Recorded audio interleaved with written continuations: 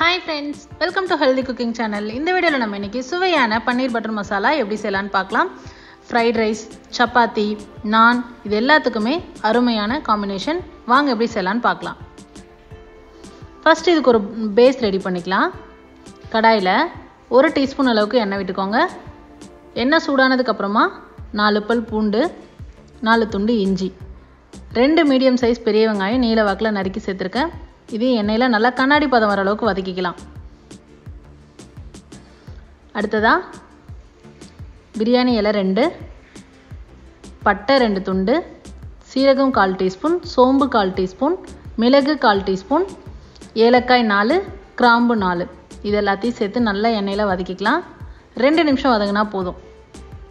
அடுத்ததா 3 medium size தக்காளி, கூடவே கொஞ்சம் கல்லுப்பு, இதெல்லாமே சேர்த்து நல்லா வதக்கி எடுத்துக்கணும்.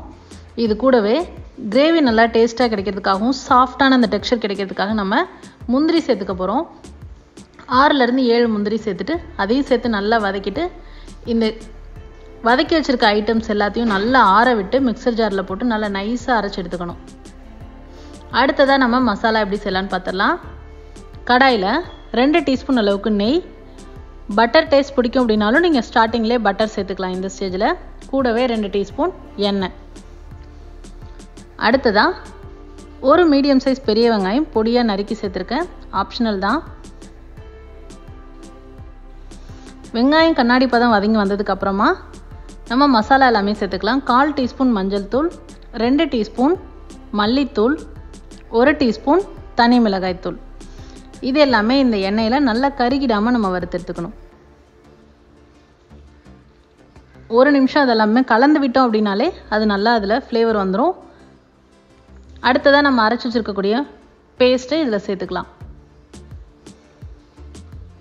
இந்த ஸ்டேஜில் நம்ம தண்ணி எந்த அளவுக்கு வேணுமோ அந்த அளவுக்கு சேர்த்துக்கலாம். ஃபஸ்ட் அந்த மசாலாவை நம்ம பேஸ்ட் கூட மிக்ஸ் பண்ணி எடுத்துட்டு அடுத்ததாக கொஞ்சமாக தண்ணி சேர்த்து எடுத்துக்கலாம். ரொம்ப தண்ணியாக இருந்தது அப்படின்னா கிரேவி நல்லா இருக்காது. தண்ணி சேர்க்கும் போது பார்த்து சேர்த்துக்கோங்க.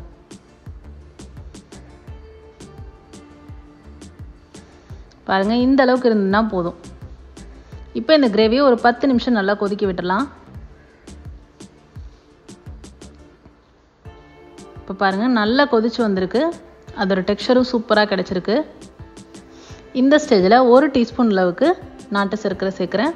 இதை சேர்த்து நல்லா கலந்து விட்டுட்டு அடுத்ததாக நறுக்கி வச்சுருக்கக்கூடிய பன்னீர் துண்டுகளை அதில் சேர்த்துக்கலாம். சேர்த்துட்டு 6லேருந்து 7 நிமிஷம் குக் பண்ணி எடுத்தோம் அப்படின்னா போதும். எல்லாமே நல்லா கலந்து விட்டுட்டு வேக விட்டு எடுத்துக்கலாம்.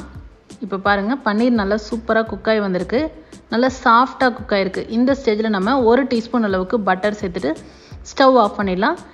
சூடான சப்பாத்தி கூட பரிமாறணும் அப்படின்னா டேஸ்ட் சூப்பராக இருக்கும். ட்ரை பண்ணி பார்த்துருங்களா? கமெண்ட் மறக்காமல் சொல்லுங்கள் ஃப்ரெண்ட்ஸ். இது போன்ற ஹெல்தி ரெசிபீஸ்க்கு மறக்காமல் ஹெல்தி குக்கிங் சேனலை சப்ஸ்கிரைப் பண்ணுங்கள். இந்த வீடியோ உங்களுக்கு பிடிச்சிருந்தா லைக் பண்ணுங்கள், ஷேர் பண்ணுங்கள், கமெண்ட் பண்ணுங்கள். தேங்க்ஸ் ஃபார் வாட்சிங்.